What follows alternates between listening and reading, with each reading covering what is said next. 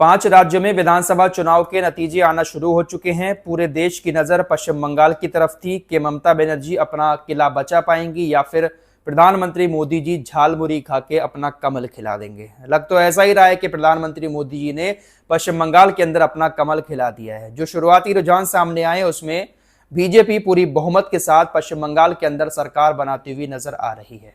क्या वाकई में प्रधानमंत्री मोदी जी ने झालमुरी खा के पश्चिम बंगाल के लोगों को अपना बना लिया या फिर इसके पीछे कोई और वजह है? सारी चीजों को आज आपके सामने बहुत डिटेल से रखेंगे, क्योंकि चुनाव अब हार गई ममता बनर्जी तो उसके बाद बहुत सारी चीजें सामने आएंगी। बहुत सारे मुद्दे ये भी उठाए जाएंगे कि धोखेधड़ी करके बीजेपी पश्चिम बंगाल के अंदर जीती है, ईवीएम में छेड़छाड़ करके बीजेपी जीती है।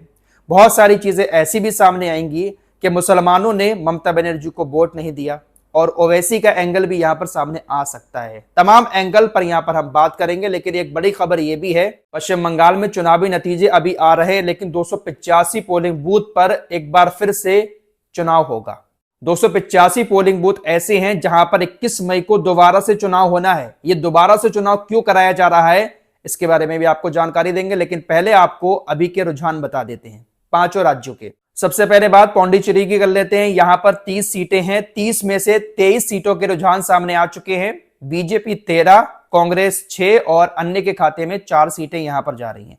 देखिए, कांग्रेस तो बहुत बुरी तरह से देश में पिछड़ चुकी है। शायद ही 1-2 राज्य ऐसे हैं जहां पर कांग्रेस अच्छा प्रदर्शन करती हो, लेकिन पूरे देश में कांग्रेस का सफाया नजर आ रहा है। पौंडीचेरी में भी कांग्रेस हारती हुई नजर आ रही है। तमिलनाडु की बात करें तो यहां पर डीएमके को 48 सीटें, एडीएमके प्लस को 79 सीटें, टीवीके को 105 और अन्य को 1 सीट मिलते हुए नजर आ रही है। अब आते हैं असम की तरफ। देखिए, असम में भी यही लग रहा था कि बीजेपी जीतेगी और बीजेपी वहां पर जीत भी रही है। असम में 126 सीटें हैं, 126 के रुझान सामने आ चुके हैं। यहां पर 98 बीजेपी और कांग्रेस 26। असम में भी कांग्रेस का बहुत बुरा हाल है। कांग्रेस कहीं पर भी अच्छा प्रदर्शन नहीं कर पा रही है। उत्तर प्रदेश ही नहीं, देश के तमाम राज्यों में कांग्रेस का प्रदर्शन बहुत ज्यादा बेकार होता जा रहा है। सिर्फ एक केरल राज्य ऐसा बचा है जहां पर कांग्रेस अभी अच्छा कर रही है, लेकिन आने वाले दिनों में शायद केरल भी कांग्रेस से छिन सकता है। केरल राज्य की बात करें तो यहां पर 140 सीटें हैं, 140 सीटों के रुझान सामने आ चुके हैं। यहां पर बीजेपी 1 सीट पर आगे चल रही है, एलडीएफ 41 और यूडीएफ 96 सीटों पर आगे चल रही है। अन्य के खाते में 2 सीटें हैं। तो केरल में तो बीजेपी अभी दूर दूर तक है नहीं और काफी टाइम भी लगेगा अभी केरल में वापसी करने के लिए, लेकिन दोस्तों बीजेपी कभी भी वापसी कर सकती है। पश्चिम बंगाल के अंदर भी ऐसा लगता था कि पश्चिम बंगाल के अंदर बीजेपी बहुत टाइम के बाद अगर आई तो आ जाएगी, वरना ममता बनर्जी के किले को कोई हिला नहीं सकता। लेकिन इस बार बीजेपी ने ममता बनर्जी के किले को हिला दिया है। देखिए, 293 सीटें हैं पश्चिम बंगाल के अंदर। अभी जो ताजा आंकड़े आपको बता रहा हूं, आप मीडिया पर देखते होंगे, कहीं पर तो सारी सीटें खुल गई होंगी, बीजेपी जीत गई होगी, लेकिन आपको लाइव आंकड़े बता रहा हूं। 281 सीटों पर वोटों की गिनती शुरू हो चुकी है। 281 में से 155 सीटों पर बीजेपी आगे है और टीएमसी जो है ममता बनर्जी की, वो 124 सीटों पर आगे चल रही है।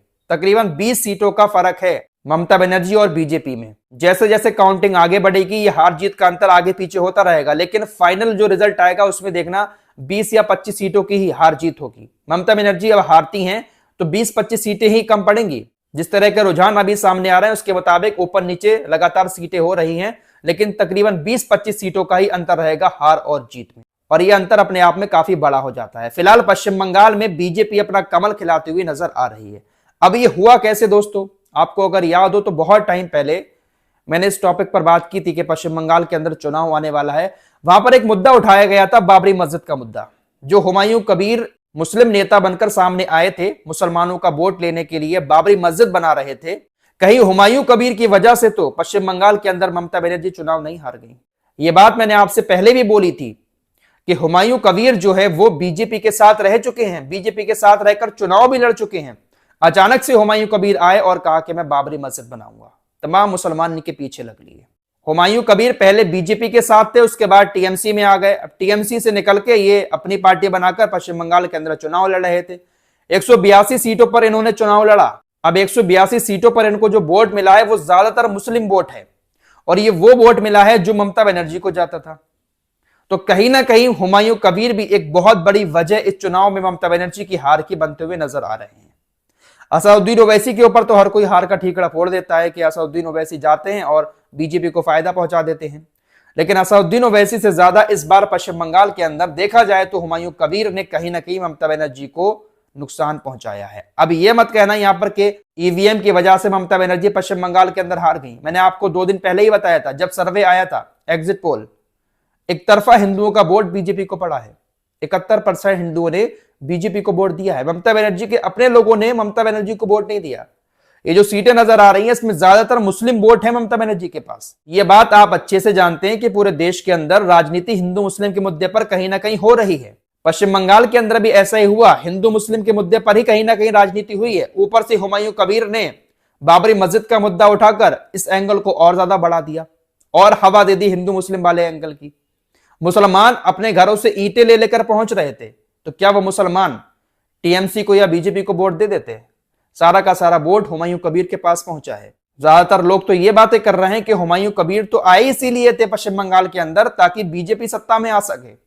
और हो सकता है कि कुछ दिनों के बाद अगर हुमायूं कबीर अपनी सीट जीत जाते हैं, वैसे हुमायूं कबीर आगे चल रहे हैं अभी अपनी सीट पर, अगर ये अपनी सीट जीत जाते हैं तो हो सकता है कि बहुत जल्द ये बीजेपी की तरफ नजर आ जाए। ये राजनीति है दोस्तों, और इसमें कभी भी कुछ भी हो सकता है। एग्जाम्पल आपके सामने है, राघव चड्ढा जैसे लोगों को कोई कह सकता था कि ये बंदा कभी बीजेपी में भी जा सकता है, लेकिन रातों रात राघव चड्ढा आम आदमी पार्टी से निकलकर कैसे बीजेपी में चले गए आप सभी ने देखा। हुमायूं कबीर भी कहीं ना कहीं आप लोग देख लेना इस चुनाव के बाद कुछ दिन के बाद बीजेपी के साथ ही बैठे हुए नजर आएंगे, क्योंकि जो इनका मकसद था कहीं ना कहीं शायद वो मकसद पूरा होता हुआ नजर आ रहा है। बीजेपी पश्चिम बंगाल के अंदर ममता बनर्जी के किले में सेंध लगाने में कामयाब हो चुकी है। पूरे देश के अंदर किस मुद्दे पर चुनाव होते हैं आप सभी लोग अच्छे से जानते हैं। उसी मुद्दे को लेकर ही पश्चिम बंगाल के अंदर चुनाव हुआ था। ऊपर से बाबरी मस्जिद का मुद्दा उठ गया तो और लोग वहां पर एक तरफा हो गए। फिलहाल 285 पोलिंग बूथ पर दोबारा से वोटिंग इसलिए हो रही है, पश्चिम बंगाल के दक्षिण 24 परगना जिले की फाल्टा विधानसभा सीट, यहां पर 285 मतदाता केंद्र बनाए गए थे। इन तमाम मतदाता केंद्रों पर 21 मई को दोबारा से वोटिंग होगी। और दोबारा से वोटिंग इसलिए होगी क्योंकि चुनाव अधिकारी के अनुसार 29 अप्रैल को दूसरे चरण के तहत फाल्टा में हुए मतदान के दौरान गंभीर चुनावी अपराध और लोकतांत्रिक प्रक्रियाओं को कमजोर करने वाली घटनाएं हुई थी, जिसकी वजह से यह फैसला लिया गया है। 21 मई को इस सीट के तमाम पोलिंग बूथ पर वोटिंग होगी और 24 मई को फिर यहां पर नतीजे घोषित किए जाएंगे। अब अगर हार जीत का अंतर एक आध सीट का होता तो इस सीट को लेकर तो काफी गहमागहमी होती, लेकिन हार जीत का अंतर ममता बनर्जी और बीजेपी में कहीं ना कहीं 20 से 25 सीटों का रहने वाला है, ये मेरा अनुमान है। जिस तरह के आंकड़े ऊपर नीचे हो रहे हैं 20 से 25 या 30 तक सीटें जा सकती हैं, ऊपर नीचे हो सकती हैं। बीजेपी अगर जीतती है, जो कि जीतती हुई नजर आ ही रही है, तो 20 से 25 सीटें या 30 सीटों तक ही बीजेपी आगे निकलेगी। और ये जो खेल पूरा हुआ है, इस पूरे खेल में आपको असदुद्दीन ओवैसी नजर नहीं आएंगे, क्योंकि असदुद्दीन ओवैसी सिर्फ 10 से 12 सीटों पर चुनाव लड़े हैं। अब ये मत कहने लगना कि 10 से 12 सीटें असदुद्दीन ओवैसी अगर ना लड़ते तो ममता बनर्जी जीत जाती। हाँ, हुमायूं कबीर के साथ मिलकर लड़े हैं, लेकिन हुमायूं कबीर 182 सीटें लेकर आए थे अपनी तरफ से और ज्यादातर मुस्लिम वोट ही काटा गया है। कुल मिलाकर बात यह है कि फायदा कहीं ना कहीं बाबरी मस्जिद के नाम से बीजेपी को हुआ है पश्चिम बंगाल के अंदर। फिलहाल के लिए इतना ही, बाकी फाइनल रिजल्ट आप लोग मीडिया पर देख ही लेंगे। अगर कोई उलटफेर होता है तो आपके सामने आऊंगा, वरना अल्लाह हाफिज।